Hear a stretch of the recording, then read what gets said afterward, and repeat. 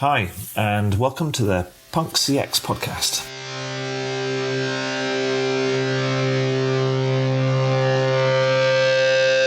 My name is Adrian Swinsko, and I'm an advisor, best-selling author, speaker, and general explorer when it comes to customer and employee experience.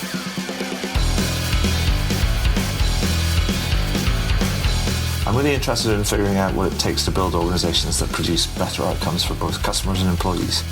So with that in mind, I seek out and interview CEOs, entrepreneurs, business and tech leaders, authors and academics to uncover some clues about what it takes to build such an organization.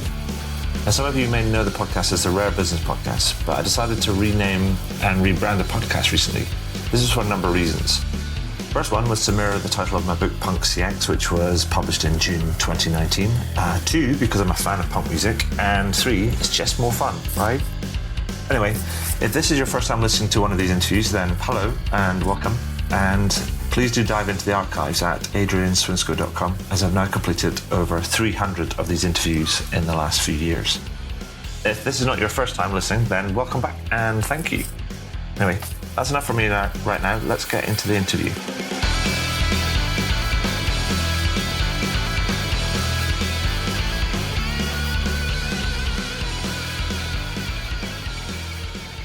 So welcome to the next edition of the Punk CX podcast. With me today, I have Brittany Bell, who is a customer success or a customer success manager at Cresta. Hi, Brittany. How are you doing? Doing very well. Thank you, Adrian. I appreciate you having me today. You're very welcome. Now, for the benefit of our listeners and our readers, people that read the highlights of this and people that are not familiar with you or the work that you do, can you give us a bit of a thumbnail sketch on Brittany and where she's come from and what you do across at Cresta? Yeah, absolutely. So I am a customer success manager at Cresta. Really, that role means that once a customer has purchased Cresta and has been set up with our AI software, I'm working with that customer and really becoming a trusted ally, leveraging all of my knowledge from my background in being in the BPO contact center space for about a decade prior to joining the Cresta team. And I'm trying to really deeply understand their business. What are their pain points? What are the outcomes that drive success for them? And then provide them with, creative, specific solutions on how we can best leverage Cresta to try and improve their coaching and their ability to develop their agents into top performers. Now, as you alluded to there, you said that you've come from a BPO outsourced contact center sort of provider background, and you were in that sort of space for like a decade, if not more. But you've now made a switch. Can I say the dark side? Or now you to work for a vendor. I mean, what made you make the switch? Yeah, great question. I had been in that space for a very long time, and I was very privileged to work with some amazing people, had tons of opportunity to advance my career and really experience every different type of role within the contact center. Ultimately, the reason that I was interested in joining the Cresta team is honestly 2020 and 2021 were really challenging years. It was very different from our traditional contact center sort of on-premise solutions. And ultimately, I had just kind of insurmountable pressure to meet the demand of we need more agents. We need them to be highly skilled in these complex solutions. And ultimately, that was just kind of exhausting. I felt very compromised in my ability to make the right judgment calls, make the right priority calls. And I really consider myself to be a servant leader. If I'm not providing that all of the tools and all of the resources that my agents need to perform their duties well, I think that I'm a failure.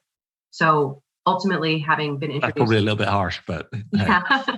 Well, it is what it is. I think being introduced to Cresta in that contact center environment where I was really a customer of Cresta, I could see the impact that tool had for the campaigns and programs that we had such a tool available. And I wanted to become part of that solution instead of sort of the ever spinning flywheel of the problem where we're just churning through agents to meet the growing demand that the pandemic required. Yeah, and so you kind of mentioned the churning through agents, and I was thinking about it, and I did a bit of research beforehand, and now if we think about all these different sort of things, we've got all the hullabaloo that's going on around the Great Resignation, and then we've got employee churn rate in contact centers that are sometimes north of 40%. Although I've heard horror stories where people have got up to 100%, which is just mind-blowing. And then there's the challenges around hiring and establishing and keeping up performance, particularly when agents or employees, peers, colleagues are working remotely. And I was looking at Cresta's sort of maxim about this idea about you want to create experts on day one, because I know that I've worked with some people and that onboarding and the ramping up of performance around kind of familiarity with tools and policies and procedures and knowledge and all these different things is just hard. So can you tell me what the thinking is behind that experts on day one idea, and also kind of how does Cresta's tech make that happen? Yeah, that's really the $1 million question. So the way that Cresta looks at experts on day one is that our goal, kind of our true north, is that we want to make every single agent employee 100 times better. And in doing that, we kind of look at it in two approaches. So the first is to make them 10x faster, 10x more efficient through different assistance technologies. We're auto-completing their sentences. We're recommending what they should say next. And then 10x better, meaning more effective, more likely to convert a sale, more likely to retain a customer, to get a positive CSAT score. And we're doing that through learning from the top performers, which we collect through historical data. We basically analyze through our machine learning what those top performers are doing, and then give that same guidance and advice in real time during the conversation to all of the agents. So ultimately, that's how we're trying to make people experts on day one.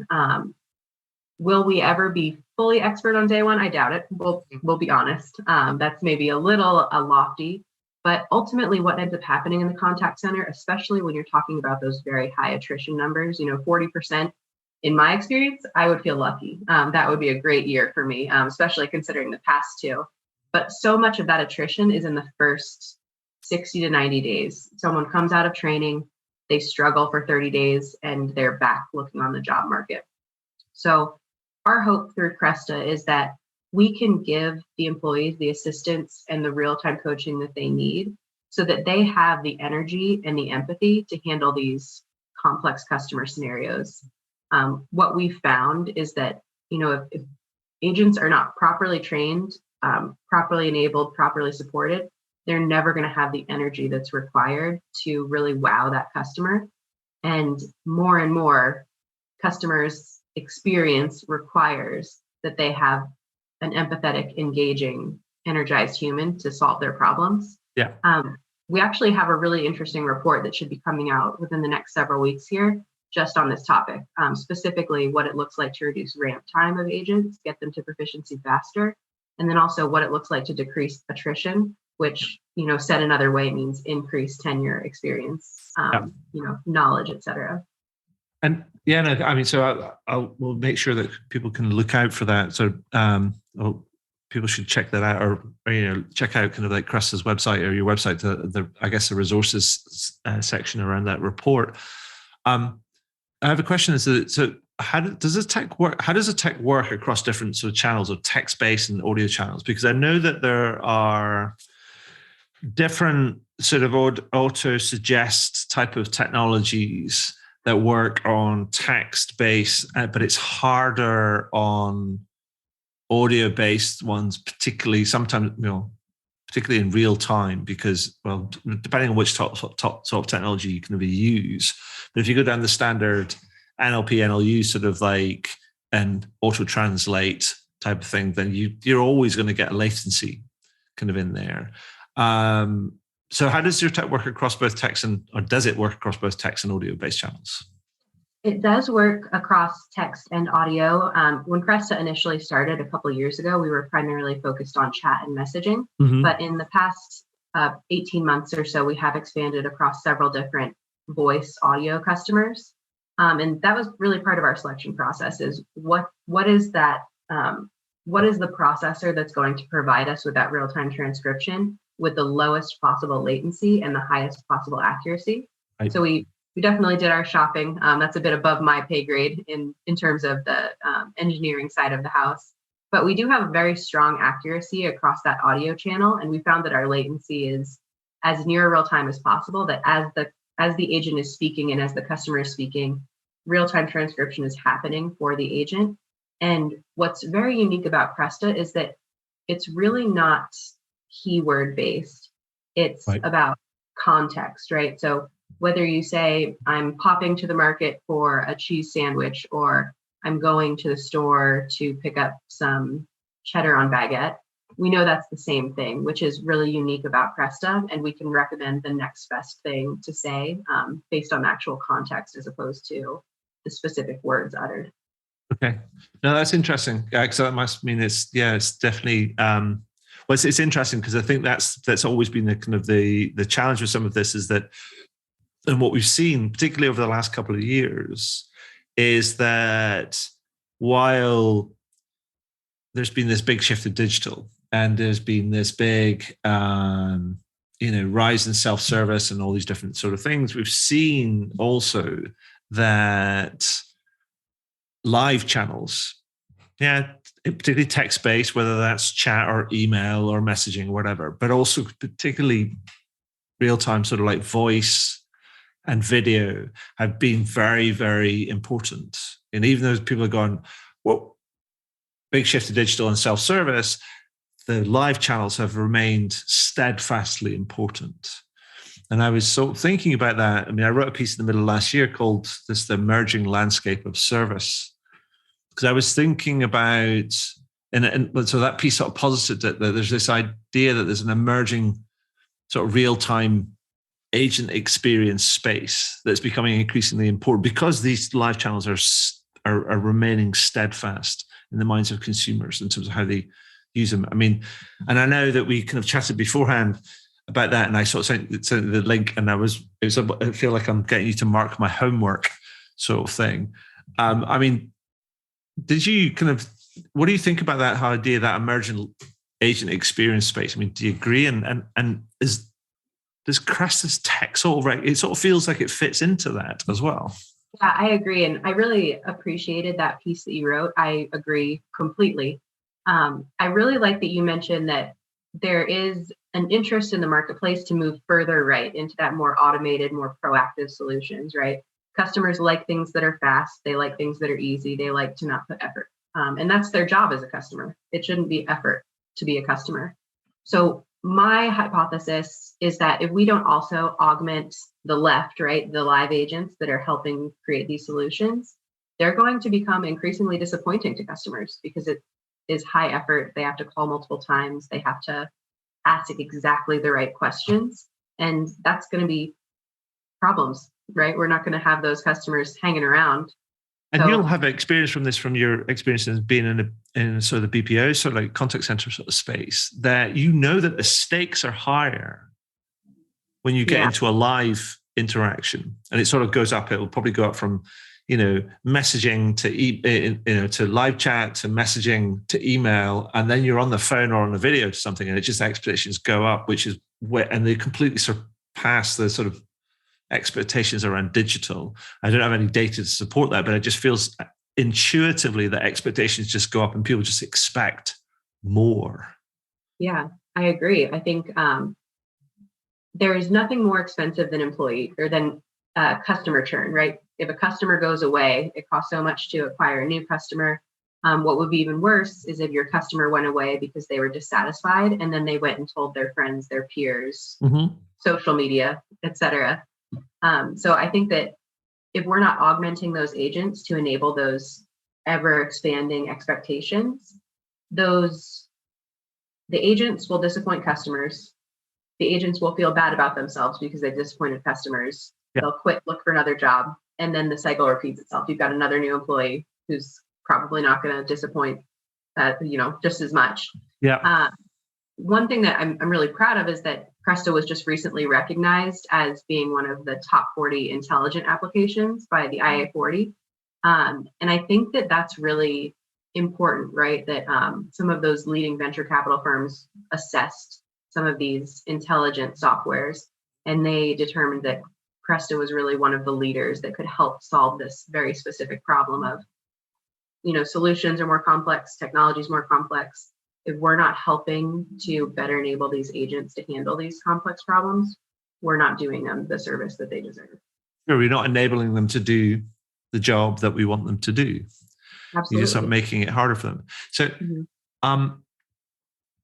so rather than just kind of having a conversation about technology and sort of esoteric, sort of theoretical, sort of like stuff and moving right and then left and all that type of stuff.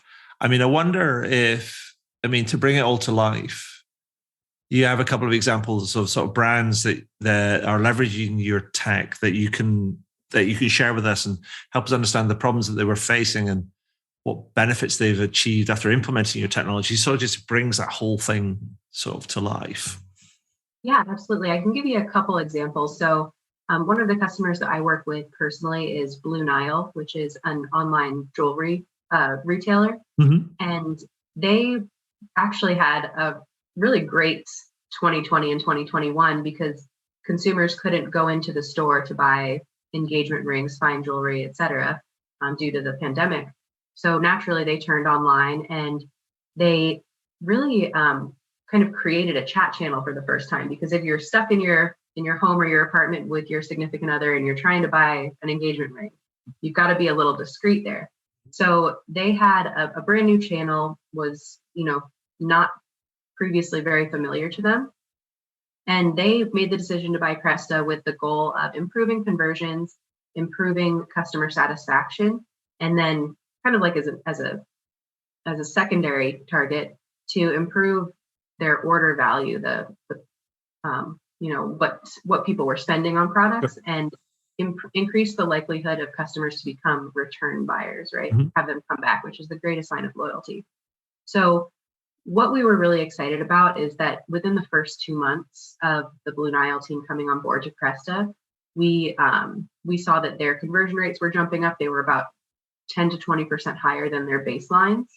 And we actually just recorded our very first Crestamonial, which is a cute way of saying a testimonial for Cresta, with their SVP. And he stated that what made him most excited is not necessarily that their profit was going up or that their conversion was going up. While that's true, he was most excited that he was able to pay the highest monthly commissions to his chat agents that he ever had for 2 months straight at the time that he recorded that Crestamonial. And that's really what gets me, right? I want to make the agents successful, make them feel happy, because those happy agents are providing those happy customer experiences for something that's as life-changing as a diamond ring.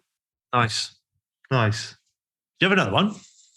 Let's see. The other one I could talk about that we've really made a difference is we've got Holiday Inn Club is one of our newer customers. They actually utilize the voice channel, and they're in the travel and timeshare industry. Mm-hmm. And through utilizing Cresta, they were able to really improve their coaching. I think one of the biggest needle movers is that for the coach or team lead individuals, they're now able to read the transcription of these calls and provide very meaningful coaching in a very specific way, as opposed to listening to what's usually a very long and complex call when we're talking about timeshares and very expensive purchases over a long sales cycle. So that was a big differentiator. What they've shared is that they've reduced escalations, which is improving customer satisfaction by a 10 to 20% margin. The other piece that's huge is that they're reducing, what we heard was 3 to 5 hours per week for each of the coaches in researching, escalations, doing quality assurance, and they can then take that time to meaningfully engage with their employees, provide coaching, provide, the emotional support that it means to be a great leader. And sure. I think that's kind of invaluable. Absolutely. So you end up you get to see benefits in all sorts of different kind of like layers, but you get benefits in the front line, but you also get benefits kind of like sort of behind the initial front line in terms of the people that are supporting them as well, because there's nothing worse than people having to dig around like spreadsheets or dashboards or analytics kind of like portals, kind of like trying to, find the needle in the haystack, the diamond in the rough or the needle in the haystack sort of thing, kind of say, this is the thing. But if you've got something that's helping you kind of like sift through all that data and go, yeah, these are the things, and saves them so much time, then yeah, you give them more time and space to do the things that they're hired to do. Exactly. Yeah, it's a very tedious job when you're trying to find that one conversation to provide feedback on, or to motivate your employees. A lot of times you're having to look through and sift through so many conversations, but when we can point you towards a direction and say, on these 10 calls, this thing happened. On these 10 calls, this thing didn't happen. It makes your life as a coach so much easier to go in and so I guess it's all kind of also based, because as you said right earlier on, you said it's all based on the it's almost benchmarked against the performance of your best performers, right? Exactly. And so you're all kind of seeing kind of there's variance based on that. And I guess also the picture of the best performers is probably going to be, it's not fixed, it's going to be organic, because that's going to be changing over time. But I guess you get then to see how people are performing against all these different sort of dimensions that you're looking to perform on, and that makes the coaches and the managers and supervisors' job a lot easier. Yeah, and it makes it from an agent's perspective, it really validates the coaching that they receive when you can see a conversation side by side and say, this is the top performer.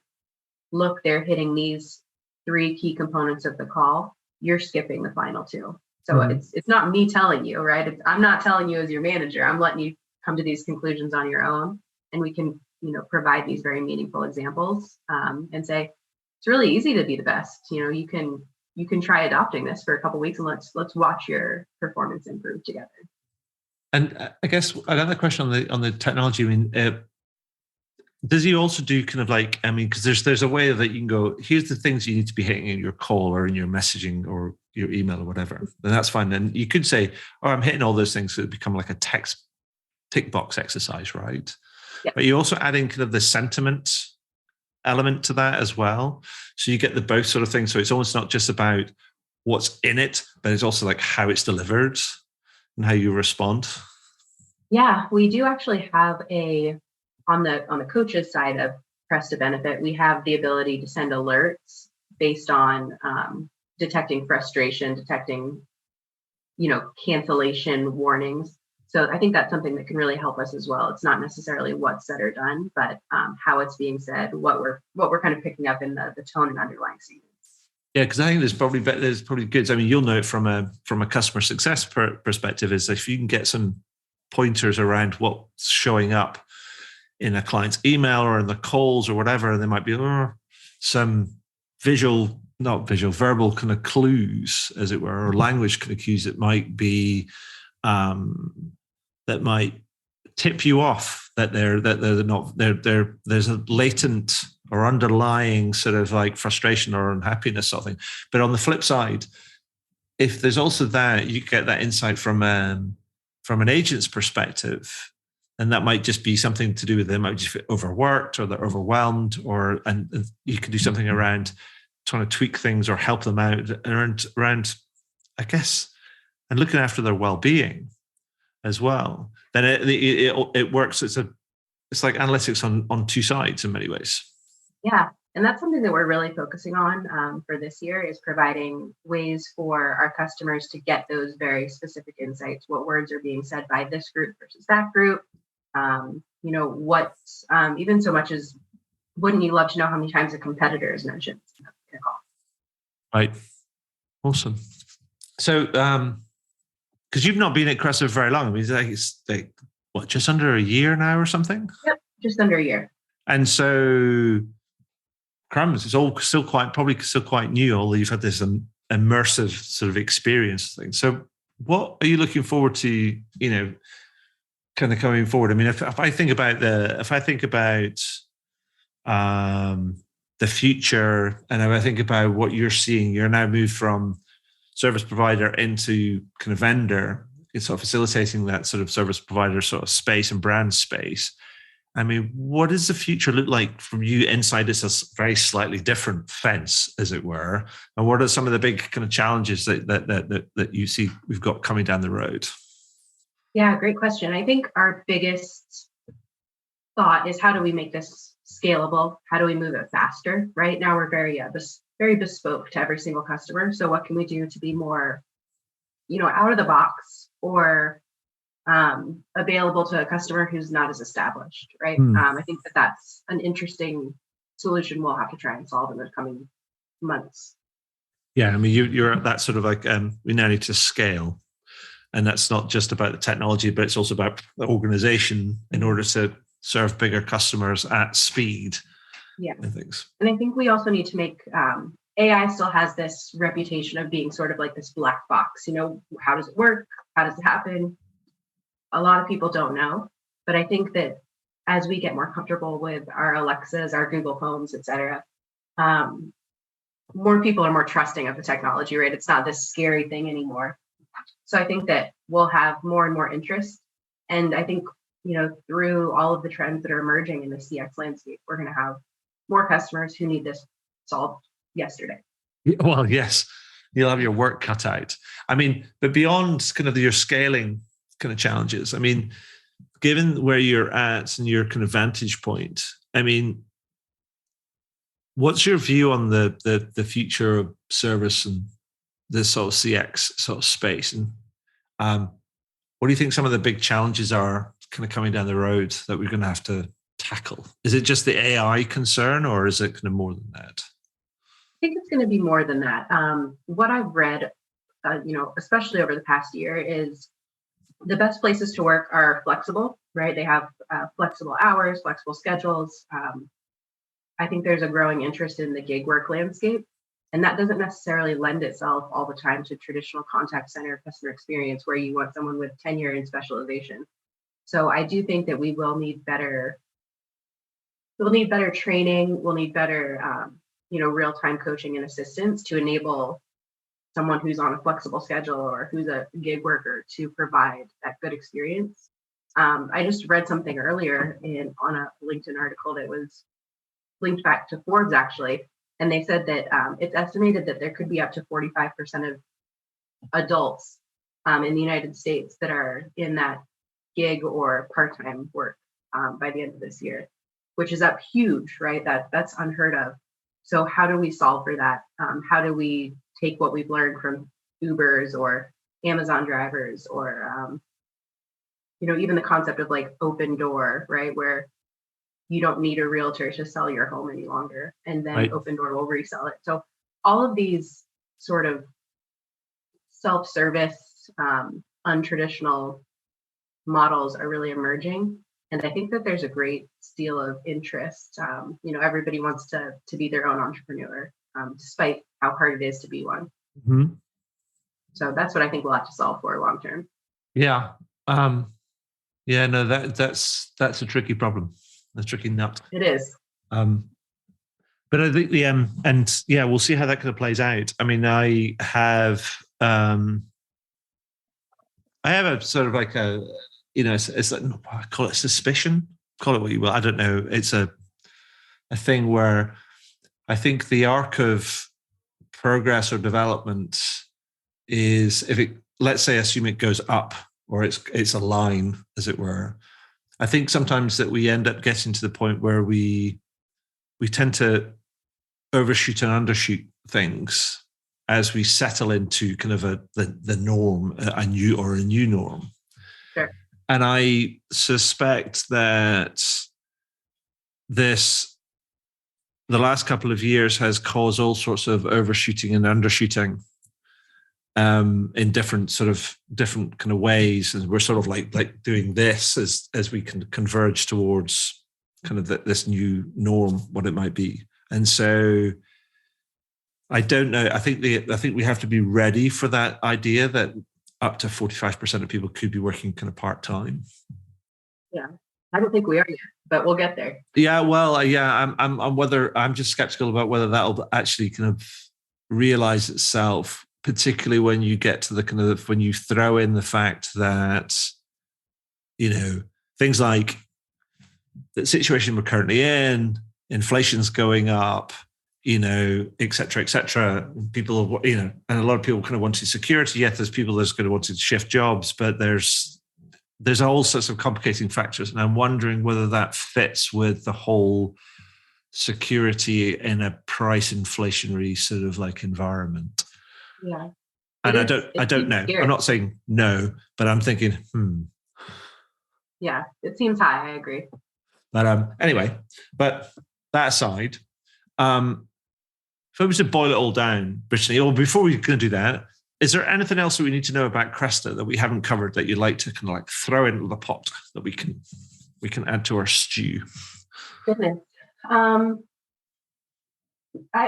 don't think so. I think the goal of Cresta is just to try to improve that agent experience and improve that coach experience, because that's ultimately the greatest indicator of what the customer experience will be like. So we're definitely at the forefront there, but that's our number one priority. We're not trying to create robots. We're not trying to replace those individuals. We're just trying to make their lives easier so that selfishly my life as a customer can be easier downstream somewhere. Awesome. So if we had to I had to ask you to boil it all down, because people like simple, straightforward instructions. And if I was to say to you, what would be your best advice to someone listening in that wants to improve their agent's experience and thus their customers' experience? I mean, other than buying Cresta, what would it be? I think my best possible advice is to listen to problems with an empathetic ear. I was just reading that DoorDash recently reinstated its policy that every single member of the DoorDash team, all the way up to the top level executives, have to do at least one DoorDash delivery a month. I think that's a fantastic idea. I love to hear that leaders are willing to take a call or take a chat, feel the customer concern, go into a retail store and process a return for a dissatisfied customer. I think that's really interesting. And it helps to enable the right types of solutions for the problems that are happening on the ground.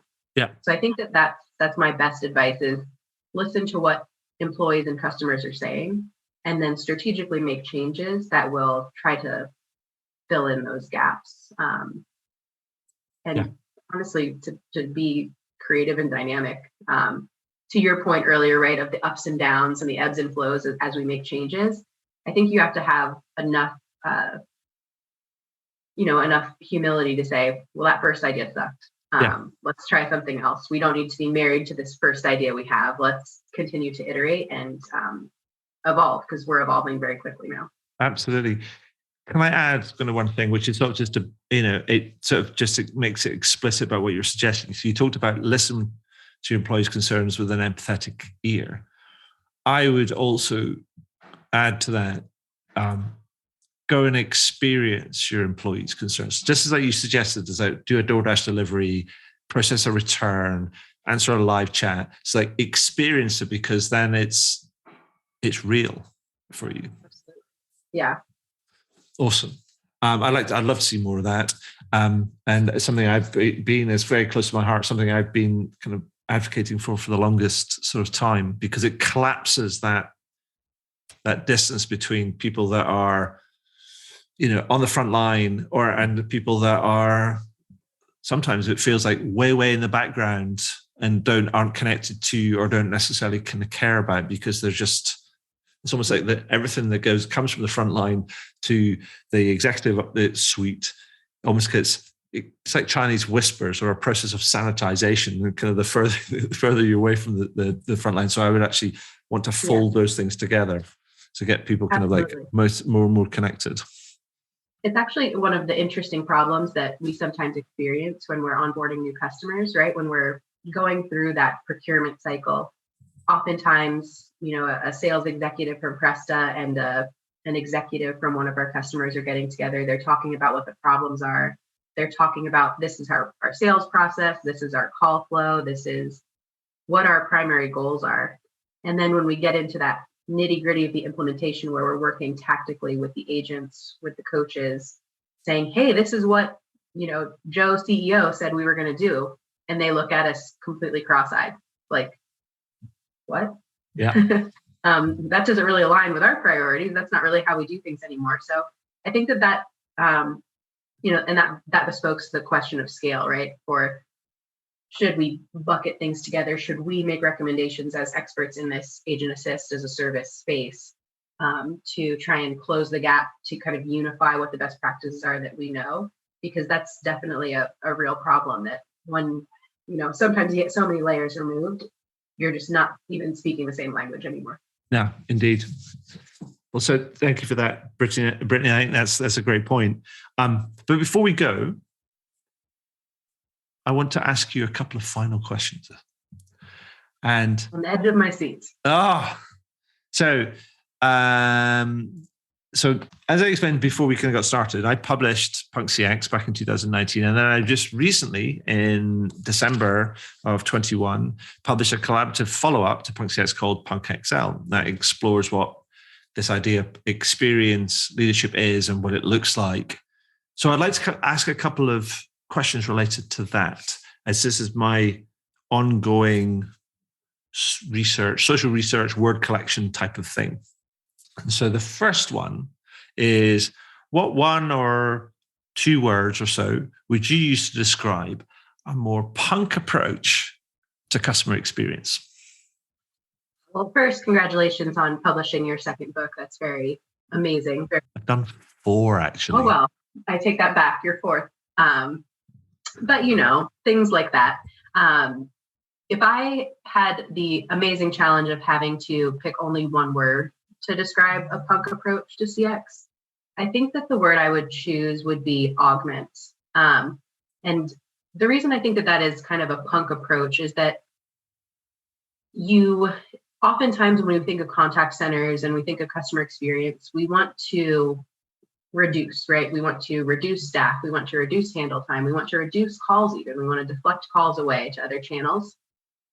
And I think the opposite of that is what we really need. If we were to augment our intelligence, our abilities, our, how wide our policies went, perhaps we get the same result, right? If we provided an amazing experience from an energized, well-trained employee who was proactive in recommending, hey, by the way, I know that we just updated your password. Please make sure to reset it across all of your devices, right? Something simple like that. Because they had a greater experience, it might have taken an extra 30 seconds on this call, but that customer is now saying, Adrian reminded me to solve this problem. I'm not going to have to call in again. And I'm going to mention that he was extremely polite, extremely energized on the conversation to my Aunt Susan, right? And maybe she'll procure this service as well. Right. So I think that that's the punk approach. We talk about shrinking all the time, and what customers are screaming for right now is a bigger experience. They want to feel like they're connecting to a real live human and not a robot. And that would be my one word. Awesome. I love it. Augment. So thank you for that. Second question I have is what company or brand do you think epitomizes this sort of experienced leadership approach, or you think is an experienced leader, and why do you think that is? Yeah, there's a lot of different brands out there. I tend to appreciate brands that are very, very focused on the employee experience, who are flexible, who are understanding, who are empathetic. I think it's a selfless plug here, but I really agree that Cresta is focused on experience leadership. And the reason I say that, we kind of touched on earlier, is that we're not really focusing on just the agent. We're not just assisting them. We're assisting the coach. We're assisting the executives by providing insights and analytics to help influence business decisions. And all of those things ultimately boil down to how they're handling their customer journeys, how they're going to market with their products. So I think that we're able to, even though we started off as Agent Assist first, we're providing that, all the way up and down the ladder, from insights to real time, to try and drive change in a meaningful way and improve the experience top to bottom. I love it. A self-plug. You gotta kind of I tell you what, I don't think I've ever had a self-plug before, but I tell you what, I'm saying hats off to you. Self-plugs are completely allowed. Thank you. I didn't want to give anybody else the press. Great. Brittany, thank you for that. Thank you for telling us about Cresta and the work that you do. I think it's super cool. It's really interesting. I definitely have to check out the sort of the IA40 sort of kind of leaderboard, as it were. And congratulations on getting on that. I need to kind of check out the kind of updated version of it, see who's kind of on there. But also thank you for sharing your time and your insights kind of with us today. That's been awesome. Yes, thank you so much for having me. I always appreciate our conversations, and I think we're aligned on a lot of topics here of how we can really move experience to that next level.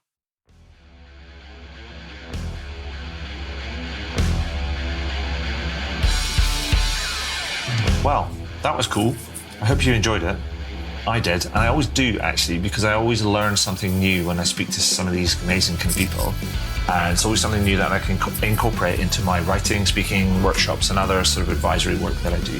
Now, if you're interested in learning about any of that sort of stuff, then you can find out more about how I work with clients over at adrianswinscoe.com.